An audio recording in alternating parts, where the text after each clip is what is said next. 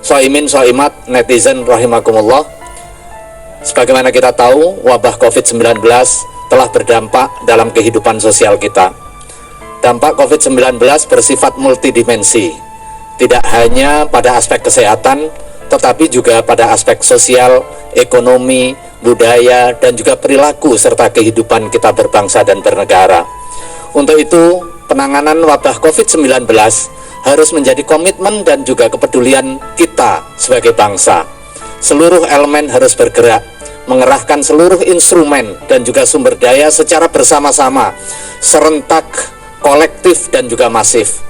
Kerjasama seluruh elemen masyarakat dan juga pemerintah adalah suatu keniscayaan. Dalam hari ini, Majelis Ulama Indonesia sebagai wadah ulama, zu'ama, dan juga cendekiawan Muslim Indonesia terus melakukan ikhtiar serta upaya dalam memberikan kontribusi keagamaan guna penanganan COVID-19. Hingga kini setidaknya sudah ada 5 fatwa yang ditetapkan untuk dijadikan panduan bagi masyarakat Muslim. Di samping juga Majelis Ulama Indonesia membentuk Satgas COVID-19 dalam perspektif keagamaan. Fatwa-fatwa ini diharapkan untuk kepentingan optimalisasi peranata keagamaan sebagai solusi masalah kontemporer kita.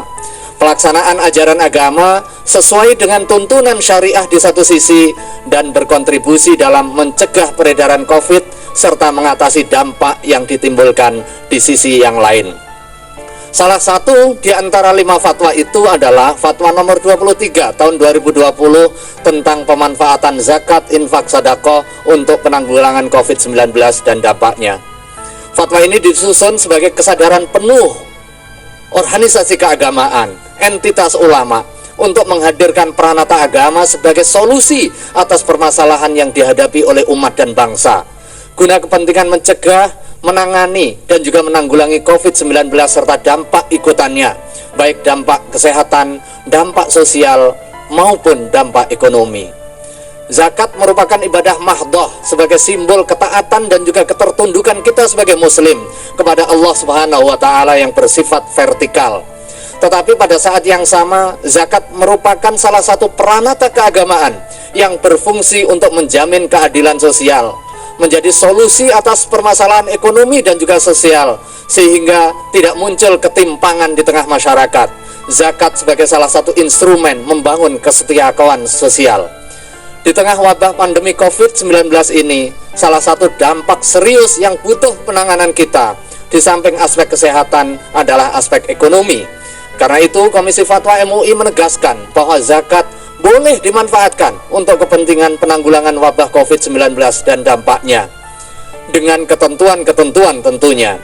Yang pertama, jika didistribusikan untuk kepentingan mustahik secara langsung, hakul milki, maka penerima adalah merupakan salah satu di antara 8 asnaf yang sudah ditetapkan, yaitu muslim yang fakir, miskin, amil, mu'allaf, yang terlilit hutang, kemudian perbudakan, memerdekakan budak, ibnu sabil, dan atau fisabilillah.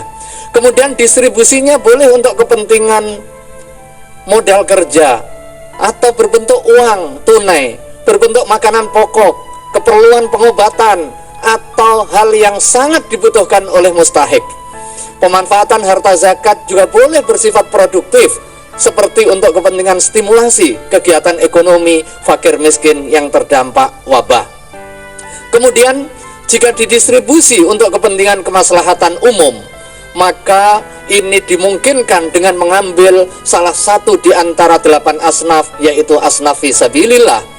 Pemanfaatan dalam bentuk aset kelolaan atau layanan bagi kemaslahatan umum, khususnya bagi kemaslahatan mustahik, seperti penyediaan alat pelindung diri untuk kepentingan tenaga medis pada saat penanganan korban COVID-19, untuk kepentingan disinfeksi, penyediaan disinfektan, pengobatan, serta juga kebutuhan relawan yang sedang bertugas melakukan aktivitas kemanusiaan dalam penanggulangan wabah.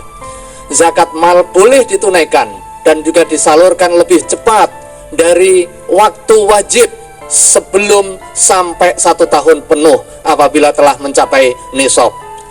Ini ditujukan agar manfaat zakat bisa segera diterima oleh mustahik yang terdampak COVID-19. Hadirin shaimin shaimat, pemirsa dan netizen yang berbahagia. Di samping zakat harta, ada kewajiban zakat yang lain, yaitu zakat fitrah. Zakat fitrah diwajibkan kepada setiap muslim yang memiliki kecukupan kebutuhan pokok pada akhir Ramadan yang didasarkan kepada jiwa. Zakat fitrah diwajibkan untuk kepentingan konsumtif, untuk kepentingan mensucikan jiwa bagi orang yang berpuasa, tuhratan lis-shaim, dan juga tu'matan lil masakin, memberi makan bagi orang yang miskin. Waktu penunaiannya pun juga fleksibel, mulai awal Ramadan sampai menjelang salat Id.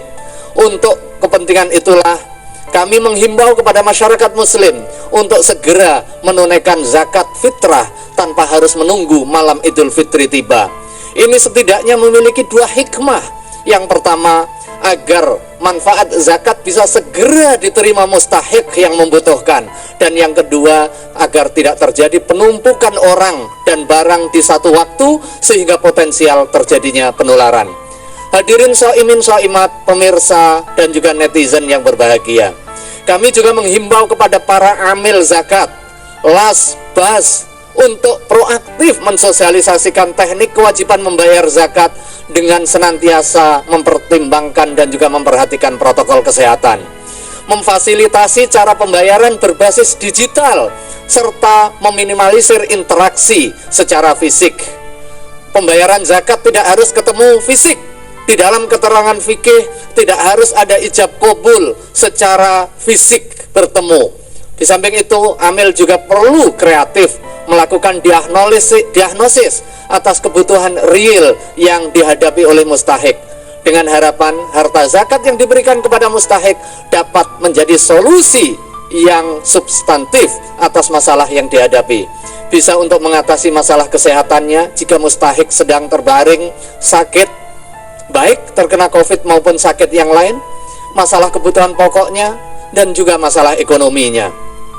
Kebutuhan penanggulangan wabah COVID dan dampaknya yang jika tidak mungkin dipenuhi melalui harta zakat, masih bisa memperolehnya melalui instrumen keagamaan yang lain seperti infak, sedekah, dan juga sumbangan halal lainnya. Hadirin shaimin shaimat dan juga netizen yang berbahagia. Fatwa berikutnya adalah fatwa nomor 28 tahun 2020 tentang panduan kaifiat takbir dan juga sholat Idul Fitri pada saat pandemi COVID-19. Fatwa ini disusun dalam rangka menjawab pertanyaan masyarakat dan juga guna dijadikan pedoman praktis bagi pelaksanaan takbir dan juga sholat Idul Fitri 1441 Hijriah yang akan datang, agar pelaksanaan sesuai ketentuan syariah dan pada saat yang sama berkontribusi dalam pencegahan penularan COVID-19. Ada 7 bagian dari fatwa ini yang merupakan panduan praktis. Hadirin shaimin shaimat, pemirsa dan juga netizen yang berbahagia. Bagian yang pertama menegaskan soal hukum, bahwa sholat Idul Fitri hukumnya sunnah muakkadah, sunnah yang sangat dianjurkan, karena ini bagian dari syiar keagamaan. Disunahkan bagi setiap muslim yang laki-laki, perempuan yang sedang berada di perjalanan, di rumah, yang sedang di rumah sakit, diberikan kesunahan itu. Salat Idul Fitri bisa dilaksanakan di tanah lapang, di masjid, di musola, dan juga di rumah. Ini hukum asal, ini bukan dispensasi. Bisa dilaksanakan di luar, bisa dilaksanakan di dalam. Tetapi kalau ada kebutuhan untuk kepentingan keselamatan jiwa, nanti ada ketentuan-ketentuan yang diatur berikutnya. Pada malam Idul Fitri diharapkan kita menghidupkan malam Idul Fitri dengan takbir, tahmid, dan juga tasbih sebagai simbol kesyukuran kita kepada Allah Subhanahu wa taala, sekaligus doa kepada Allah Subhanahu wa taala agar COVID-19 bisa diangkat oleh Allah. Hadirin shaimin shaimat. Kemudian bagaimana pelaksanaan Idul Fitri di kawasan Covid? Salat Idul Fitri sebagaimana tadi ditegaskan bahwa boleh dilaksanakan dengan cara berjamaah di tanah lapang, masjid, musola.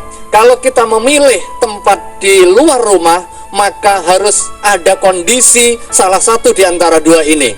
Yang pertama, kawasan sudah terkendali pada saat 1 Syawal nanti.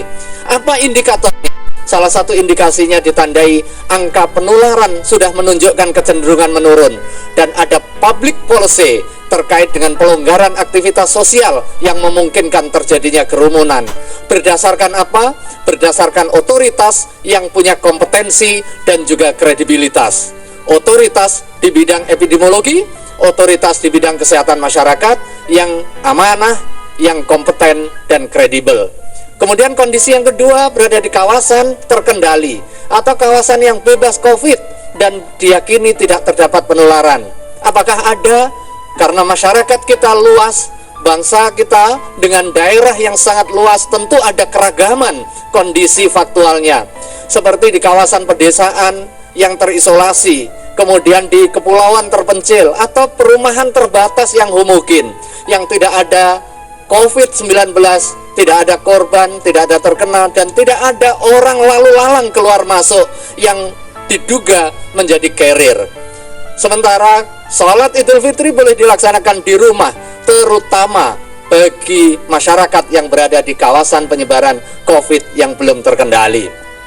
Tetapi baik dilaksanakan di luar maupun di dalam rumah, sholat Idul Fitri harus melaksanakan protokol kesehatan untuk mencegah terjadinya potensi penularan, antara lain dengan memperpendek bacaan sholat dan juga pelaksanaan khutbah. Hadirin shaimin shaimat, pemirsa dan netizen yang berbahagia, kemudian bagaimana panduan sholat Idul Fitri berjamaah? Secara umum ini sama dengan aktivitas biasa, cuma bisa kita perpendek, kita percepat seiring dengan keamanan dan juga kenyamanan kita. Sebelum sholat disunahkan untuk memperbanyak takbir, tahmid, dan tasbih, kemudian menyeru as-salah jami'ah dan aktivitas sholat sebagaimana biasa. Yang berikutnya, doa iftitah dan sholat aktivitas bisa dilaksanakan sebagaimana kita melaksanakan sholat Idul Fitri yang kita lakukan dari tahun ke tahun. Ketentuan yang berikutnya, bagaimana tata cara khutbah? Tata cara khutbah bisa dilaksanakan baik di rumah maupun di masjid atau di tanah lapang. Khutbah Id hukumnya sunnah yang merupakan kesempurnaan salat Idul Fitri. Dilaksanakan dengan 2 khutbah sebagaimana kita melaksanakan khutbah Jumu'ah. Jadi secara rinci diawali dengan takbir 9 kali, kemudian membaca hamdalah, alhamdulillahirabbil alamin, membaca salawat, kemudian Allahumma sholli ala sayyidina Muhammad, wasiat takwa, dan juga membaca ayat Al-Quran. Kemudian duduk sejenak, setelah itu berdiri, membaca takbir sebanyak 7 kali, memuji Allah dengan hamdalah, membaca salawat, berwasiat takwa, dan mendoakan kaum muslimin. Hadirin shaimin shaimat, pemirsa dan netizen yang berbahagia, kemudian bagaimana teknis pelaksanaan salat Idul Fitri di rumah? Prinsipnya tata caranya sama, bisa dilakukan dengan berjamaah atau dilakukan dengan sendiri. Jika dilakukan dengan berjamaah, minimal jumlahnya 4, 1 imam 3 makmum. Setelah itu ada salah satu di antaranya menjadi khotib. Tetapi jika jumlah jamaah kurang dari 4, atau jika di dalam pelaksanaan jamaah di rumah tidak ada orang yang memiliki kompetensi atau keberanian berkhutbah, maka sholat Idul Fitri dilakukan tanpa melakukan khutbah. Nah, khusus jika dilaksanakan sholat sendiri, maka bacaannya tidak perlu dikeraskan dan tidak perlu ada khutbah. Hadirin pemirsa dan netizen yang berbahagia, yang terakhir yang kami sampaikan soal panduan takbir Idul Fitri. Nah, di malam Idul Fitri perlu kita gemakan takbir, tahmid, dan juga tasbih sebagai kesyukuran kita atas kebesaran Allah Subhanahu wa Ta'ala, atas nikmat yang diberikan, sekaligus sebagai doa untuk kepentingan agar COVID-19 segera diangkat oleh Allah Subhanahu wa Ta'ala. Makanya kami menghimbau kepada segenap umat Islam, pemerintah dan juga masyarakat untuk menggemakan takbir, tahmid, dan juga tahlil saat malam Idul Fitri sebagai tanda kesyukuran kita kepada Allah, sekaligus doa yang kita panjatkan agar COVID-19 diangkat oleh Allah Subhanahu wa Ta'ala. Terima kasih, mudah-mudahan ada guna dan faedahnya.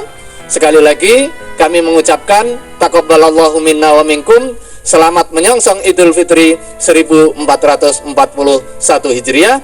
dengan harapan mudah-mudahan seluruh amal kebaikan kita diterima oleh Allah Subhanahu wa taala, dan Allah Subhanahu wa taala mendengar doa dan juga munajat kita, sehingga wabah Covid-19 diangkat oleh Allah Subhanahu wa taala dan kita kembali hidup normal menuju bangsa Indonesia yang baldatun thayyibatun wa rabbun ghafur. Terima kasih, wal afu minkum wallahul muwaffiq ila aqwamit thoriq. Wassalamualaikum warahmatullahi wabarakatuh.